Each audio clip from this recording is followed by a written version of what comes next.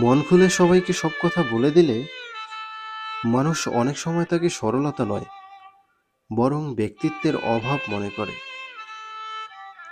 তারা এটা বুঝতে চায় না যে আপনি কতটা গভীর বিশ্বাস আর আপনবোধ থেকে কথাগুলো বলেছেন।